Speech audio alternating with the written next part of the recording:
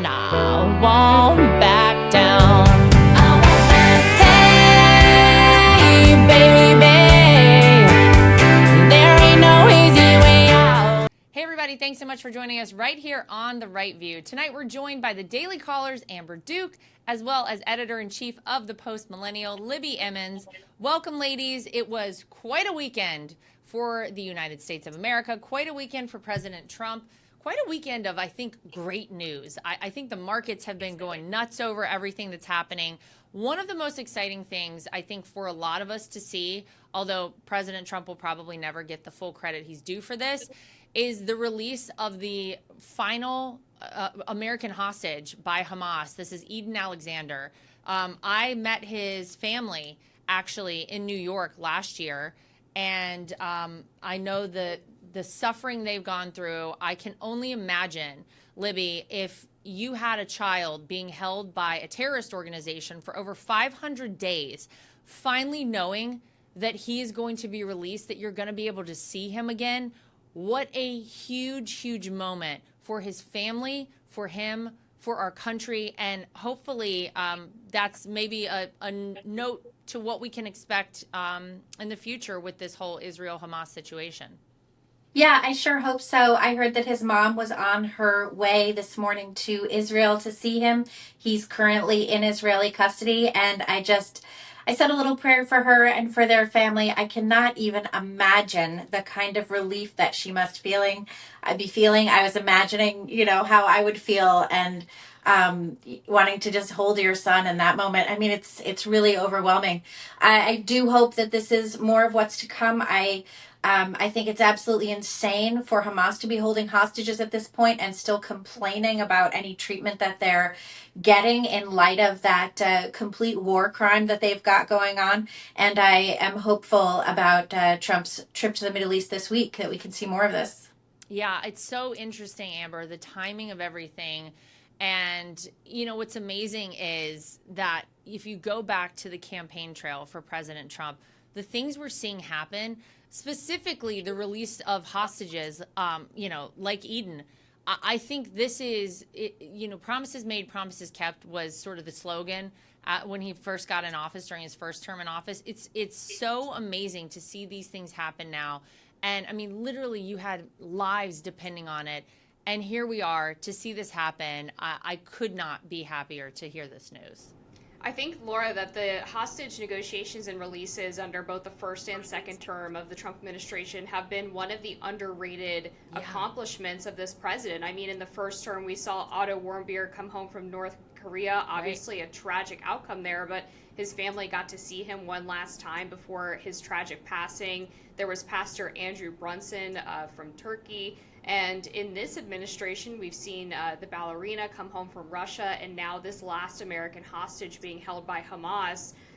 Whoever is leading the negotiation team, Steve Witkoff, other members of the administration, they've been doing an excellent job.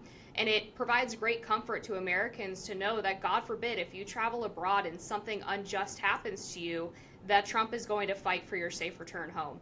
Yeah, it's incredible to see. And I'm glad you brought up the ballerina. Ksenia is her name.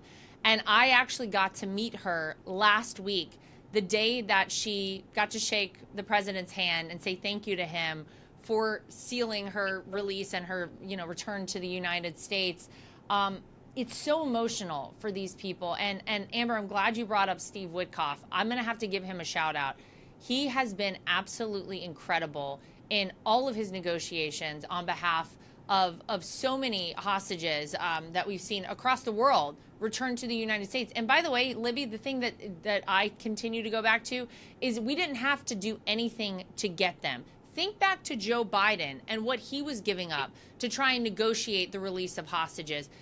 Donald Trump is literally telling these people, you need to release, these hostages, these people. Otherwise, as he said to Hamas, there will be hell to pay, right? Yeah. This is the kind of leadership that I think makes people so happy to see back in the White House. Yeah, and as Amber was mentioning, there have been a lot of hostage releases. Marco Rubio got a bunch of people out of Yes. Venezuela. It's been all over the world. I think part of that is that Trump deals with every country individually. He doesn't work to have, multilateral agreements. He's like, it's you and me. We're going to get this sorted out. And yeah, that I have a lot of respect for that. And I think it does do well for Americans to know. As Amber was saying, I was just thinking about that if you're overseas, he's going to get you home. And you did have the Biden administration really ignoring that, right? He got Brittany Griner out, but left Paul Whelan behind. And we had to release some international arms dealer who was, I think, his nickname is the Merchant of Death. Like, that's his nickname. And we're like, oh, no, here you go. Just have this guy. And also with Edan Alexander, Israel wasn't made to release another 1,000 terrorists from their prisons. So I think that's a good outcome as well, because that's insane that that's what they have to do to get dead bodies back of Israeli citizens. Yeah. It's horrific. It's a step in the right direction for sure. Something that I think also has people very excited from this weekend was the announcement of this prescription drug pricing being reduced. This is another one of those things where you have so many people, Amber, I think, Republicans and Democrats alike throughout the course of, the past several decades saying, oh, somebody needs to do something about these prescription drug prices. And no one ever did anything. Well, Donald Trump is doing something. He signed an executive order so that our country has the most favored nations policy applied to us, which means that if you have a country out there like Germany, for example, paying $80 for a drug, but here in America that drug is $1,000, guess what? We're getting it for $80, folks. Supposedly this is going to really, really make a dent for people. And I remember going out on the campaign trail in 2016. I remember going to Iowa, and I will never forget this. There was a woman I met at a pizza ranch. That's what they're called. They're all over Iowa. If you live in Iowa, you know what I'm talking about. I was at a pizza ranch, and this woman came up to me crying, saying, your father-in-law has to get elected president. If I didn't live with my son, I would not be able to afford my prescriptions. I certainly wouldn't be able to afford my diabetes drugs, and I would not be alive right now. This, Amber, I think is going to help so many people, but I'll tell you what I'm waiting for. I'm waiting to see how the Democrats spin it around and say, this is a bad thing for America. What do you think, Amber? Yeah, I'm sure they'll come up with some reason to oppose this. And there's even some free market libertarian types who don't like this executive order because they're like, oh, well, we just need more competition in the pharmaceutical space. And that's nice, but it's overly idealistic. That type of approach does not work for the healthcare industry and specifically the pharmaceutical industry for a couple of reasons. I mean, first of all, a lot of these companies, the way that the IP works for these pharmaceuticals, there really is no potential for competition. And also, healthcare is an inelastic good, right? People can't decide to just not purchase medicine when they need it to survive. Plus, the American taxpayer usually is investing tons of money for R&D of these drugs, and yet they're expected to pay these exorbitant prices when their life is on the line to actually purchase the outcome of that research and development. So to me, this is a common sense policy and is going to have a huge positive impact for so many Americans. Yeah, the pharmaceutical companies, Libby, not shockingly, were not happy about this. They were not happy to hear Donald Trump say this. What I did love, though, in his press conference he gave about it is he said, to Amber's point, look, the research and development is what these people say we're paying for here in America. Well, guess what? We're going to spread that around the world. If we're sending these drugs all over the world, then somebody else has to help us out with that as well. But if there are countries who really can't afford it, then we want to do the right thing by them. I think it's a win-win for everybody, Libby. Yeah, I agree with you. I think so too. And I was glad to see the cut in prices for prescription drugs. But there's another aspect too of Trump's healthcare plan that I think is equally as exciting, and that's bringing on Casey Means as the Surgeon General nominee. Yes. And what's great about her is she wants to get all of us off these drugs. She says, if you have conditions and you really need pharmaceuticals, okay, but let's really tackle a lot of the root causes of the chronic disease and illnesses that we have. You have people You have people with like a half dozen medications, one of which is meant to offset the side effects of the other. And that's not a situation that I think Americans should have to be paying for with their lives or with their pocketbooks when they have to buy these prescriptions. So I hope that we can see some real common sense initiatives coming back to, the Surgeon General and being given to Americans for getting their health back in order. This is possibly the most crucial and exciting time in American history as far as I'm concerned. We have a moment right now. I'm so glad you brought up Casey Means. We have a moment right now to completely turn everything that we have kind of been told is true on its head.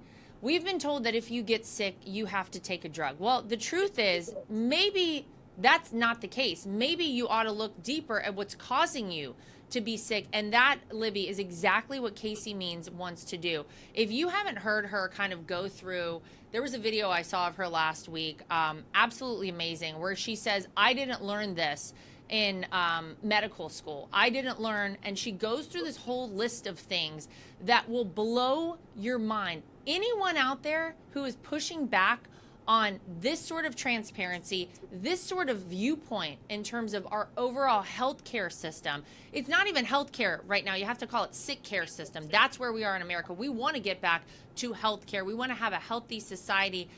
Ask yourself out there, why is it that we spend more per person in America on medications, on healthcare in general, than any other developed nation, and yet we're getting sicker and sicker, and we're seeing people live shorter and shorter lifespans right now. This is such an important moment with RFK Jr. as HHS Secretary. I would love to see Casey Means confirmed as Surgeon General. This is a very exciting moment. And Amber, I totally agree with Libby. That actually may be more exciting. Like right now in the short term, yeah, people are still going to be, there's still a necessity for a lot of people to, get these pharmaceuticals. I hope we see a day where that is a last resort option, where you don't go straight for medicine. You actually go deeper and look at your food and your lifestyle, and we see such big change coming in America. I'm very excited about it, Amber. Yeah, me too. And we've heard so many really amazing thoughts that are challenging the medical and healthcare industry orthodoxy from a lot of the picks in the health sector of this government, whether it's Robert F. Kennedy Jr. talking about the fact that so many young people are on antidepressants and anti-anxiety medication nowadays, talking about alternatives like wellness ranches for people to get exercise and fresh air, which in a lot of cases and a lot of studies have been proven to be more effective than antidepressant medication and SSRIs. Dr. Marty McCary's recent book, Blind Spots, talking about all of the things that the healthcare industry got wrong, whether it was peanut allergies or not eating egg yolks or hormone replacement therapy for elderly women. Some of the reasons why infants go into NICU instead of spending time with skin-to-skin contact with their mother. I mean, the fact that there's so many people willing to challenge what has been commonly accepted but turned out to not be true in the medical industry is really refreshing, and I'm very excited for the future of health in this country.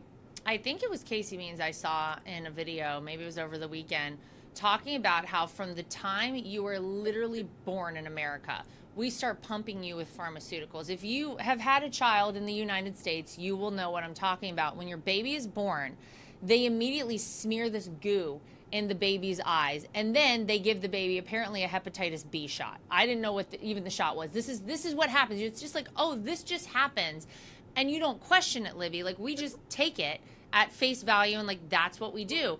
Apparently, the goo in the eyes is for, I think, to prevent like chlamydia or something in the eyes. Well, why would you do that? You could test the mother beforehand for a sexually transmitted disease like that and know whether or not you even need that. Why are you doing that to this baby who has literally just seen its first breaths of life?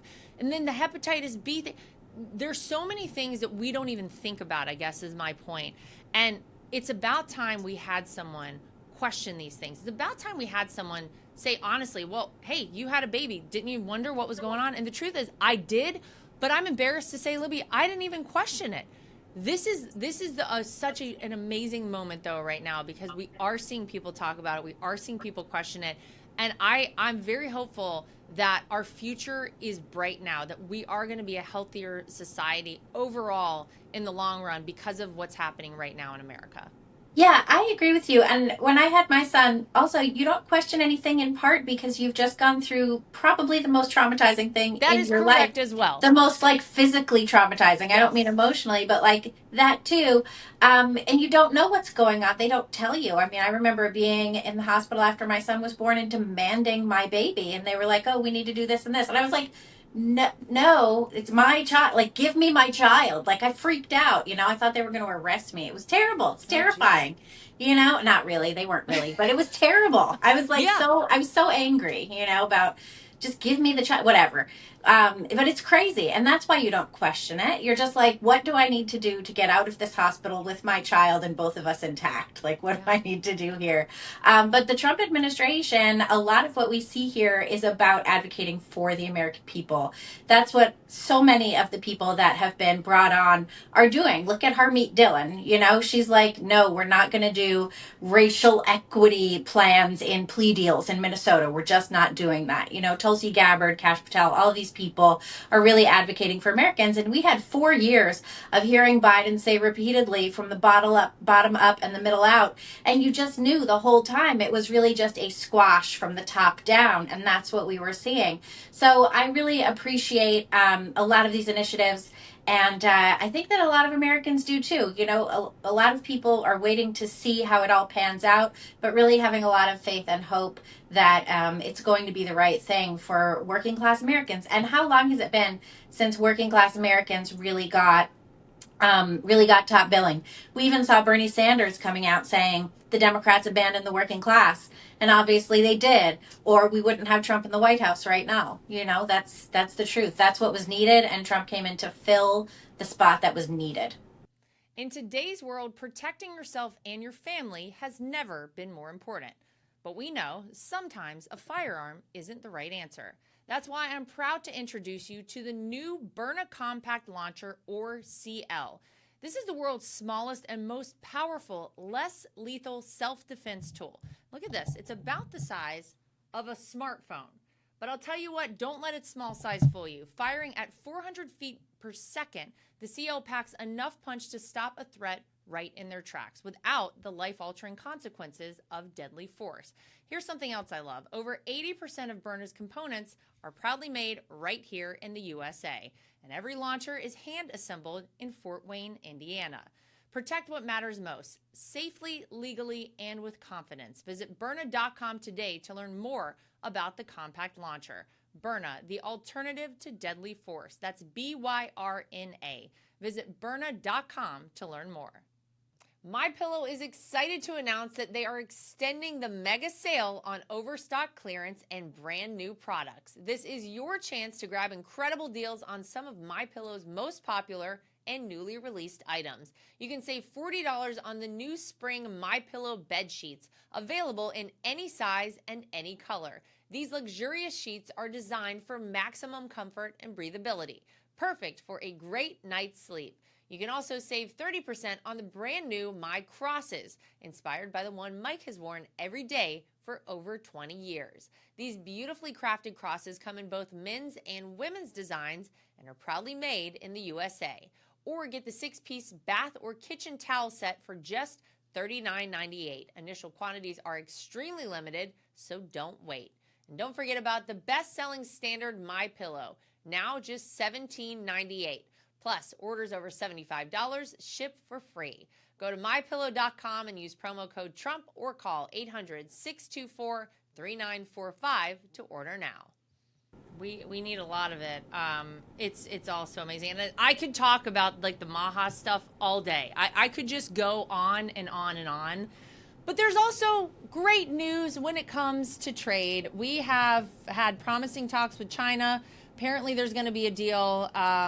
They were in Switzerland, I guess, over the weekend, and Scott Bessent, what a baller, what a guy. Apparently the highest approval rating of anyone in the cabinet, Scott Bessent. Great job. The White House announced that there were productive talks in Switzerland on Sunday, and I'll tell you what, that is music to so many people's ears. And I think it's amazing, Amber, because so many people were very critical of Donald Trump and these tariffs. And they said, oh, with China, like, you're going to ruin everything. And the stock market did take a hit. And I think about my father-in-law all the time. This is a man who knows what the end game is. And yeah, he's willing in the interim to say, like, yes, the stock market's going to dip. Things are going to get maybe a little rocky, but you have to trust me because the outcome and the overall goal here is so, so great. And now we have apparently a deal with the UK. We have a deal apparently with China, or at least 90 days. They're going to kind of like simmer and like see what happens. This is so great for not just America, but the rest of the world, Amber. And you know what? It's about time, again, we had somebody in that White House who wasn't afraid to throw stuff out there that, you know, other people said, oh, I don't want to do that. The stock market's going to take a dip. That's dangerous. We can't possibly negotiate away these trade imbalances with China, with the UK, with everybody else in the world. We're doing it, and it's happening right now, Amber. And there's such dissonant reactions to what's been happening between Wall Street and the working class and the manufacturing class in this country. For the working class, 47% of whom don't have any money in the stock market, they hear Wall Street freaking out about the trade deals, and they're like, okay, but I haven't been able to have a, you know, meaningful employment with a good wage and good benefits for the past 20 years. So this doesn't really mean anything to me that the stock market is cratering. And, you know, I think Trump has basically looked at our economy, seen that it's a house that's been on fire for the past 30, 40 years. And instead of saying, well, just stay in the house and at least you'll have a bed to sleep in, he's saying, no, actually, we're going to sweep out the ash. We're going to take down all of the old wallpaper, and we're going to actually make this a nice place to live. That's really the analogy that I would use for what's happening with this tariff war. And I think the beautiful thing about the interim deal with China, where they have this 90-day negotiation period, is that the U.S. still has a higher tariff rate on China than they do on us, right? Like, we're still ahead on the deal. And everyone who said, well, China has more leverage because they just export so many goods to the United States, clearly was wrong. All of the reporting indicates that the Chinese economy was hurting very desperately, that the Chinese citizens were actually protesting, revolting against the government because of the economic hurt that Trump put on them, and they had no choice but to come to the negotiating table with an open mind and willing to make a deal because the U.S. economy is such a powerhouse. Trump has all of the leverage here, and it was long overdue for someone to actually rethink. And this is really the common theme that we're talking about, right? With all of these stories, is that you have people in office now who are willing to challenge the way things have always been done. They're no longer taking for granted that because it was always done this way, that it's the right way to do it. They are actually willing to challenge that orthodoxy. It's so refreshing. Libby, it's so refreshing. This is another one that I'm like, well, how are the Democrats going to get upset about this? But you know they will. You know they'll start to try to knock Donald Trump left and right. Another benefit, by the way, you know, while people are all frantic about, oh, we have this, you know, 145% tariff with China and this whole thing going on. Meanwhile, you do have American manufacturing and American jobs that have actually benefited in a big way over, you know, the past couple weeks while this has all been going on, because people are saying, oh, well, maybe we should turn to an American company to purchase our goods. That's what we want. We want to hire American. We want to buy American. We want to benefit American workers. A number of small and mid-sized U.S. manufacturers are reporting a spike in new orders as businesses move to avoid newly imposed tariffs by the president. It's reshaping global trade, obviously, but the whole goal, Libby, has always been to put America first. And now, even in this short period of time that we've seen, you know, this whole tariff situation happen, you see American manufacturers benefiting from these tariffs, and it's the whole point of what Donald Trump has wanted to do from the beginning. Yeah, you even had Scott Bessent talking about how the tariff negotiation with China is part of a strategic decoupling, which I think a lot of people were very glad to hear.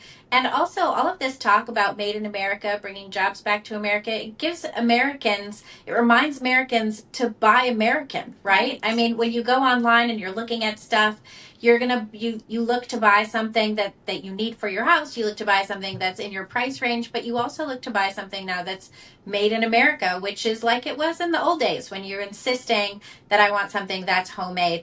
And as far as Americans doing without a whole bunch of cheap internationally made goods, that's certainly something that we've done before. If you look to the Revolutionary War, American women started making homespun cloth instead of buying the stuff imported from England. Why? Because it was to give a finger to England and say, you know what, we don't need your stuff.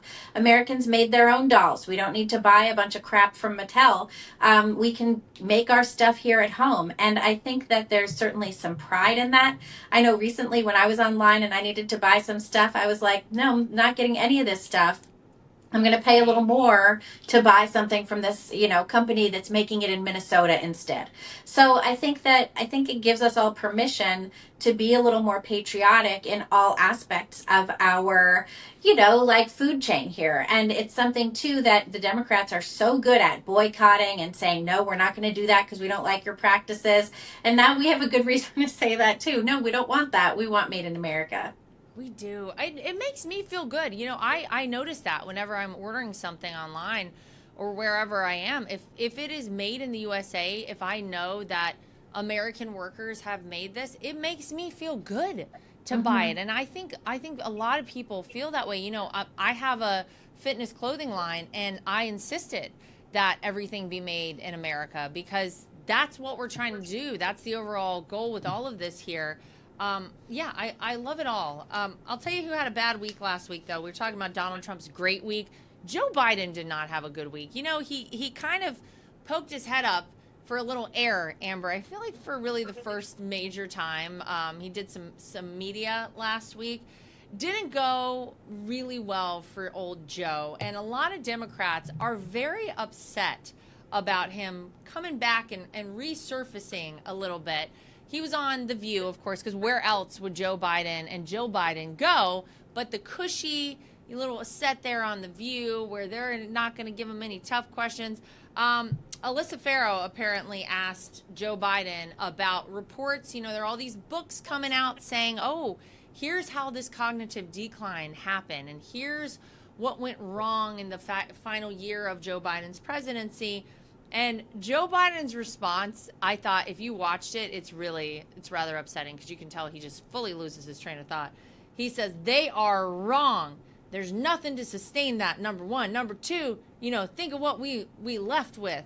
We left with a circumstance where we had an insurrection when I started. I'm like, what does this have to do with making sure people don't think you're like really slipping and losing it, Joe Biden? Not since the Civil War. We had a circumstance. We were in a position where the pandemic, let me tell you something. Amber, if Joe Biden was trying to prove to people that he's like on the up and up, we got no problems here, it was not that View performance for me. Jen Psaki then got involved, who of course was his press secretary for a minute there. And she says that there was no cover-up that she saw, that when she was around Joe Biden, there was no such thing as a cover-up. She doesn't believe that because that word, Amber, would imply would imply that there was some sort of a crime committed. I'm going to argue, there was. The American people were absolutely just blessed beyond belief that we did not see bigger problems as a result of our commander-in-chief, the president of the United States and the leader of the free world, very clearly not being cognitively fit for office. Yes, this View appearance really just ripped the veil off of whatever explanation or excuse that the Bidens had left for allowing that man to even run for president, let alone serve for 4 years, if you can even call it serving. And his wife had to jump in to save him from that bumbling response that you mentioned. And then when he was asked if he thought that he could beat Trump if he were still the nominee over Kamala Harris, he was like, oh yeah, absolutely, because our administration was so successful. I mean, that alone tells you he's living on an entirely different planet than everyone who's watching him fumble his way through this attempted return to politics, this attempt to, I guess, cement whatever legacy he thinks that he has. It was a huge mistake for him to crawl out of the shadows and try to do this interview. But I would expect nothing less from the Bidens because they have shown repeatedly that they are obsessed with power. Jill Biden, perhaps even more so than Joe, with the fact that she announced his re-election campaign before he even had the opportunity to do so, with her attempts to cover up his poor debate performance by exclaiming that you answered all the questions, Joe. I mean, if I were a Democrat right now, I would be like, please, for the love of God, Joe Biden, go away. Yeah. Well, that's what they want, though. Libby, they're very upset. There are so many Democrats who are like, get the hook out, get him off the stage. Like, they want nothing to do with this. I get it, but I think their main issue is they don't want to remind people as to really how bad it was. We just, the first half of this show, talked about all of the great things that just happened over the weekend in President Trump's second term in office. Joe Biden, when you contrast those two men, Joe Biden and Donald Trump, they could not be further apart in terms of their cognitive fitness, I'll use again. The Democrats, as far as I'm concerned, though, Libby, this is them trying to save themselves. They don't want to remind anybody as to how bad it truly was, because I think it was probably far worse than even we know. Yeah, we still don't know who was running the country for 4 years. We have no idea. It clearly wasn't Kamala Harris. Yeah, I mean, it clearly wasn't Kamala Harris because she's a straight up doofus. And the reason they want Biden out of the way is because he is evidence of everything they did wrong. He is evidence of this cover up that I think was definitely made. I think that definitely happened. You know, repeatedly throughout the administration, you had people calling attention to, hey, Biden doesn't maybe look so great, or maybe he's got some cognitive decline going on. You had the White House covering up the transcript from Special Counsel Robert Hur, who was digging into Biden's classified documents, case, which he absconded with classified documents while he was a senator and when he was the vice president. He didn't even have the benefit of the Presidential Records Act. He kept the documents in his garage. Robert Hur came in, did some special investigating, had an interview with him, and the White House cited executive privilege in refusing to allow the audio recordings of that testimony to be released. Why didn't they want it released? What was the executive privilege? They didn't respect Trump's executive privilege on any of his stuff,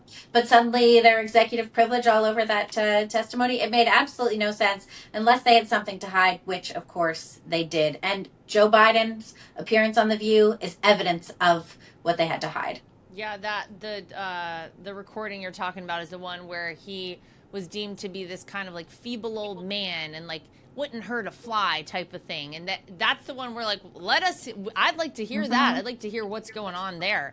At some point, I think President Trump mentioned perhaps he might release it. And I think that interview wasn't it like fall of 2023? Yes. So we had like a full year before the election, and the American people should have known about that. You know, that was the real cover-up of that election. It's all, honestly, when all of this shakes out, and at some point I do feel we'll get to the bottom of, maybe not all of it, but a lot of it.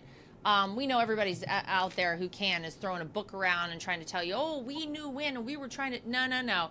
We're really going to get to the bottom of it. Quite frankly, I would feel very strongly about people going to prison for things like we saw happen, because, again, it was so dangerous. We cannot have people in these positions who don't have the ability to be there. It is terrifying what, could have transpired had people really known the extent of what was going on with Joe Biden. So I'm in favor of exposing it all, and I'm in favor of holding people accountable to whatever, of course, the law says. But I would say that this is, it's very treasonous in its nature, as far as I feel, to see these sort of things have happened. Just to wrap up here today, and not to dump totally on the Democrats, but they're hard to stay, they don't help themselves these days.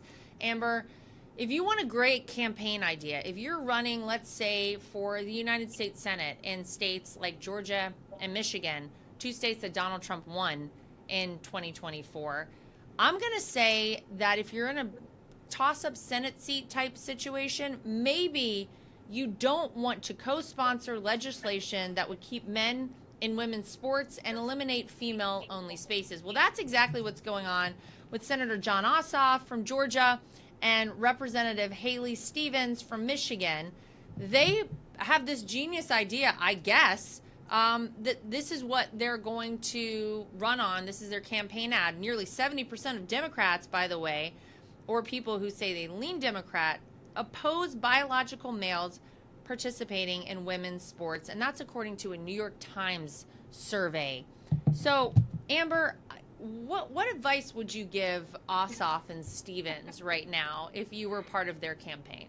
Yeah, do the opposite of what you're doing. I mean, it's actually crazy that after November, this huge cultural tide change, that the Democrats still seem completely unwilling and incapable of learning any lessons. They keep talking about this huge postmortem they're conducting, talking about the future of the party. They've brought in David Hogg to be vice chair of the DNC. He's like, yeah, guys, this is what we have to do to win back men.